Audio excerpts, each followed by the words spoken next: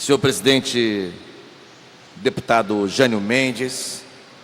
senhora deputada Marta Rocha, cidadãos que nos assistem pela TV Alerj, nos seguem pelas redes sociais, imprensa, colegas de trabalho aqui da casa, cidadã ali ainda nas galerias do plenário Barbosa Lima Sobrinho, uma saudação muito especial. Eu, deputado Jânio Mendes, quero abordar um pouco esse ambiente que está instalado na sociedade brasileira, que esteve instalado durante a campanha eleitoral e que segue, a meu ver, instalado a partir de 3 ou 4 situações que falam por si mesmas. Porém, tendo ouvido com atenção os discursos dos oradores que me antecederam, quero aqui, em 4 pontos, debater com o deputado Luiz Paulo.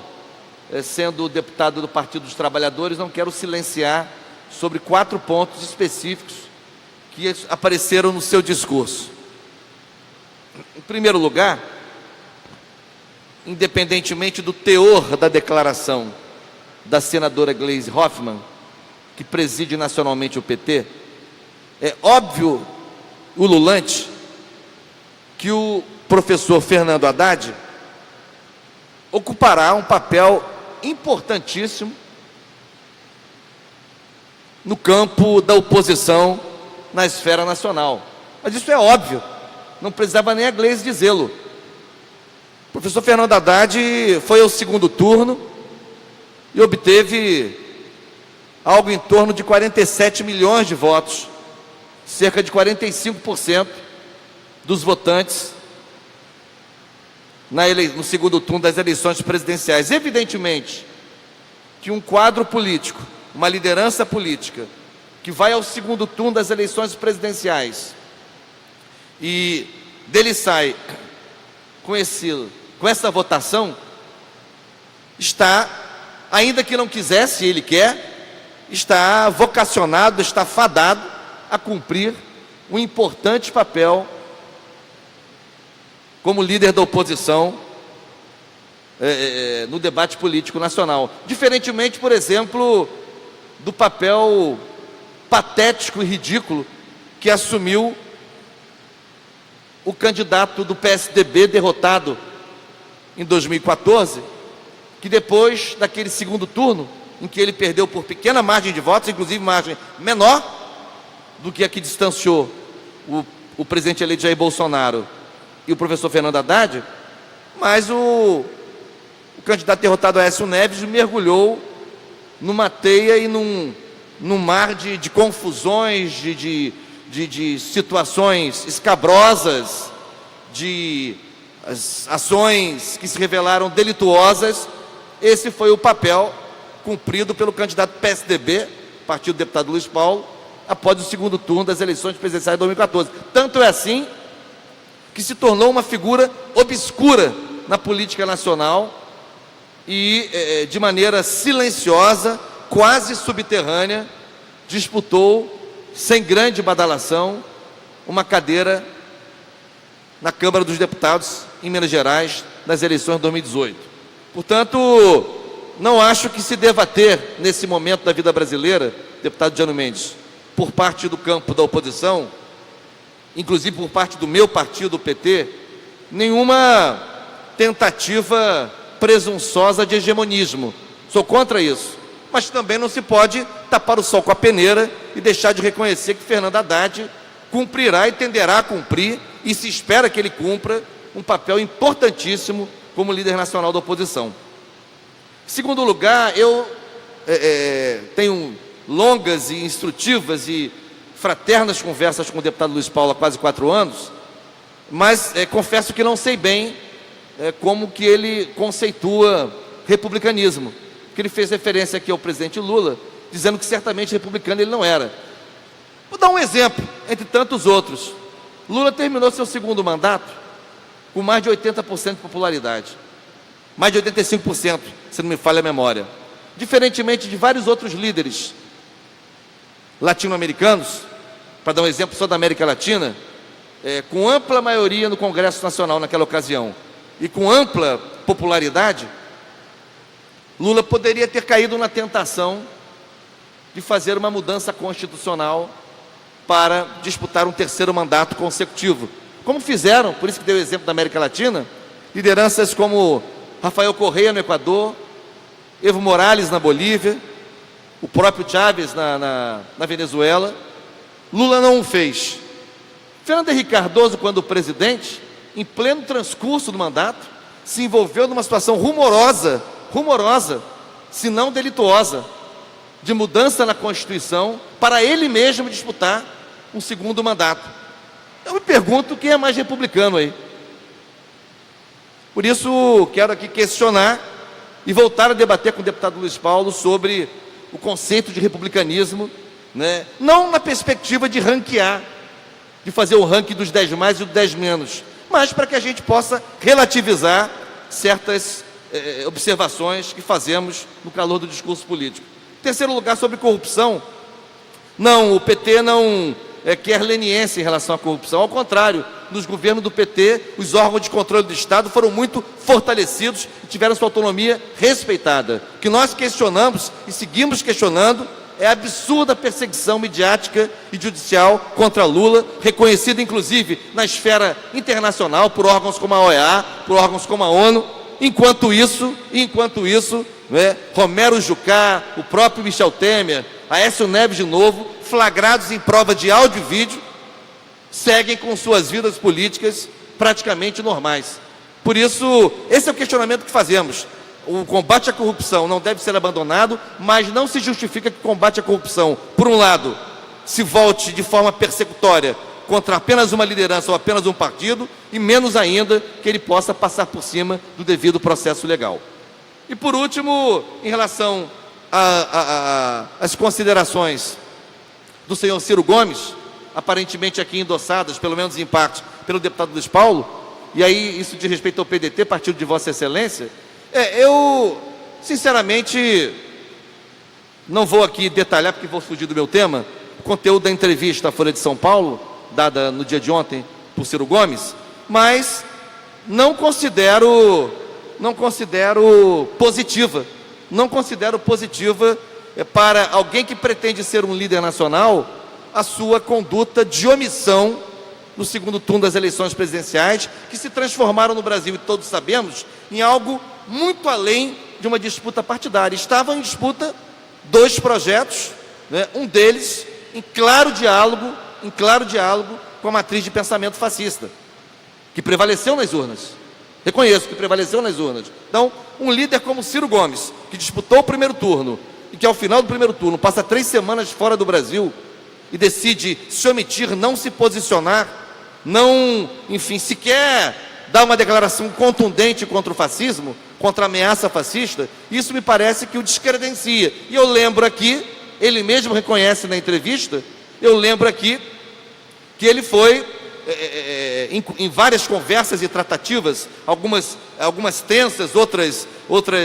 prosperaram em determinados momentos, ele foi considerado, e ele mesmo coloca nessa entrevista, convidado a compor no primeiro momento a chapa presidencial como vice-presidente,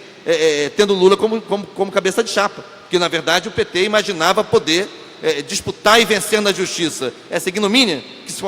se comete contra Lula, e sair candidato e tê-lo como candidato a presidente, com Ciro Gomes na chapa, como vice. Na hipótese de Lula não conseguir, como não conseguiu, Ciro assumiria a cabeça de chapa. Ele reconhece isso na entrevista. Disse que não aceitou, que considerou aquilo uma fraude, não cumpriria o papel que o Haddad cumpriu. Enfim, eu não acho que essas declarações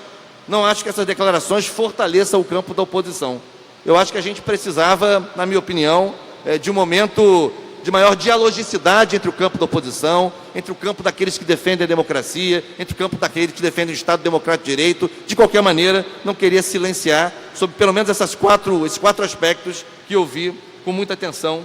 no discurso do deputado Luiz Paulo. Isso dito, deputado Jânio Mendes, eu quero aqui fazer menção, em primeiro lugar, na data de ontem, estudantes da faculdade, desculpe, da data de segunda-feira, me engano, estudantes da Faculdade de Economia, Administração e Ciências Contábeis da USP, da Universidade de São Paulo, adentraram a faculdade armados e anunciando que começava uma nova era. E ainda por cima, bradando que as estudantes safadas petistas deveriam tomar cuidado. Esse é um fato. Esse é um fato. Estudantes da faculdade, da gloriosa Faculdade de Economia, Administração e Ciências Contábeis da USP, adentram aquela instituição acadêmica, armados, anunciando que se iniciava uma nova era e que as estudantes safadas petistas deveriam tomar cuidado ou algo assim. Segundo fato, professora de História, deputada recém-eleita ao Parlamento Estadual de Santa Catarina, professora Ana Caroline Campagnolo, de origem italiana, ato contínuo à homologação do resultado eleitoral do segundo turno, decide divulgar um número de telefone para estimular que os estudantes denunciem professores em suas salas de aula. Foi prontamente desautorizada pela Secretaria de Estado de Educação de Santa Catarina e hoje corre uma representação, uma ação interposta pelo Ministério Público Estadual de Santa Catarina contra a professora por incitação à violência no espaço da escola e, sobretudo, por desrespeito a preceitos constitucionais e da própria LDB que garantem, nos marcos da democracia, nos marcos dos programas escolares, dos currículos escolares, a liberdade de aprendizagem e a liberdade de ensino, que nós chamamos popularmente, usando uma expressão do passado ainda, como liberdade de cátedra. Terceiro fato, e a deputada Marta Rocha fez menção a esse fato durante um trecho, um excerto de seu discurso, que faço aqui. O governador eleito, Wilson Witzel, do Rio de Janeiro, sem, a meu ver, até agora apresentar algo que se pareça com um programa para a segurança pública do Estado, decide colocar na linha de frente, nesta área, como a sua iniciativa, aparentemente seu carro-chefe, a seleção de atiradores de elite, usando um anglicismo que é o snipers, que estariam autorizados, inclusive, dentro de helicópteros das forças policiais, de atirar em pessoas armadas em comunidades, favelas, enfim, ao arrepio da Constituição, ao arrepio da legislação vigente no Brasil. Por que falo isso? Porque acho que esses três fatos, isoladamente, compõem uma atmosfera, compõem um ambiente de faca no ar, que dá uma instabilidade muito grande às relações sociais e políticas na atual quadra da história brasileira. E aí, é o ponto que quero desenvolver um pouco mais e arrematar. Nessa esteira, nesse diapasão, o senador derrotado no Espírito Santo nas últimas eleições, Magno Malta, faz a mais absoluta pressão para que se altere a chamada lei do antiterrorismo, sancionada em 2016 pela então presidenta Dilma Rousseff, para abrir fendas, veredas e amplas possibilidades para enquadramento como atos terroristas de movimentos sociais dos mais diferentes matizes. Aqui se diz, a proposta de Malta pretende alterar a lei do antiterrorismo, ele é o relator da proposta, aliás, na CCJ do Senado, e inclui na definição desse crime atos para coagir governo ou fazer ou deixar de fazer alguma coisa por motivação política, ideológica ou social. Ou seja, é mais uma tentativa, neste ambiente, de criminalizar os movimentos sociais, tal qual anunciado pelo então candidato, perto já do segundo turno, candidato eleito, que fez referência explícita ao movimento dos trabalhadores rurais sem terra, o MST, e o movimento dos trabalhadores sem teto, o MTST, deixando bem claro que faria uma faxina, uma varredura, não quer nem dialogar, quer varrê-los. É nessa esteira, é nessa avenida que pretende trafegar o senador Magno Malta ao forçar uma barra para que se faça, assim, a toque de caixa, em regime de urgência urgentíssima essa alteração na lei de antiterrorismo, incluindo dispositivos que a própria Dilma Rousseff havia vetado quando da votação da lei nos anos de 2015 e 2016. Por isso, eu me lembro de uma questão de ordem que fiz aqui, deputado Jânio Mendes, e apoiada por Vossa Excelência, que, se não me engano, presidia ou interveio em seguida, não me lembro, sobre aquele fato que ocorreu na Faculdade de Direito da UF, não é? Quando a bandeira antifascista foi retirada após uma invasão daquela faculdade por fiscais da Justiça Eleitoral que se fizeram acompanhar de policiais militares. Eu disse e reitero, naquela ocasião eu disse, independentemente do resultado eleitoral, nós teremos que continuar enfrentando, né, essa ameaça ultraconservadora de matriz fascista que pretende se implantar e se instaurar como matriz de pensamento ou como mediação das relações políticas e sociais no Brasil. O ódio, a intolerância e a violência como instrumentos, né, legitimados, é o que se pretende, das relações políticas e sociais no Brasil. Nós não calaremos, não silenciaremos, não admitiremos, né, temos uma tribuna, essa tribuna me foi novamente confiada pelo voto popular, não calaremos diante das ameaças de constranger, de inibir, de ameaçar os movimentos sociais que são livres nesse país, a previsão constitucional no artigo 5º da Constituição Brasileira, para que as pessoas se organizem, se expressem, se mobilizem, né, em espaços públicos, inclusive, e quaisquer atos, né, no contexto de movimentos sociais ou em qualquer outro contexto, que ultrapassem aquilo que seja o estabelecido pela lei, né, que seja tratado na forma da lei. O próprio Código Penal tem dispositivos claros para enfim, incluir, arrolar cidadãos e cidadãs que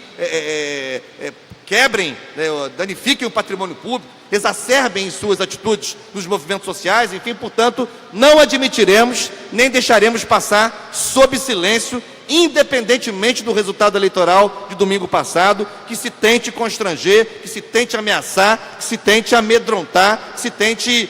estabelecer o pânico, né, em movimentos que são legítimos numa sociedade que voltará a ser democrática, eu tenho certeza. Nossa democracia foi gravemente atingida pelo golpe de 2016 e poderá ser ainda mais atingida se houver um aprofundamento deste ambiente, desta atmosfera neofascista que se baseia no ódio, na intolerância, na violência, na ameaça, no constrangimento. Não é por este caminho que travaremos o bom debate das diferenças, o bom debate das disparidades de pensamento. Não importa o quanto díspares forem as posições em disputa, elas devem e merecem ser tratadas num ambiente de respeito à diferença, num ambiente democrático, num ambiente republicano. Volto à palavra com a qual praticamente comecei esse discurso. Por isso, não quero deixar de mencionar mais essa ameaça. Eu me lembro, e aí concluo, que denunciei aqui, pouco depois do Dia do Professor, em meados de outubro, aquele decreto estranho editado pelo presidente golpista Michel Temer, nos estertores do seu governo, né? Faltando menos de 45 dias para o final do seu agonizante e ilegítimo governo, Temer editou um decreto, Vossa Excelência se lembra, constituindo algo que ficou chamado como uma força-tarefa, em tese para combater o crime organizado. Foi espantoso para muitos analistas que esse presidente, no final do seu governo, tenha tomado essa atitude, a meu ver, para preparar o terreno para as ameaças, para a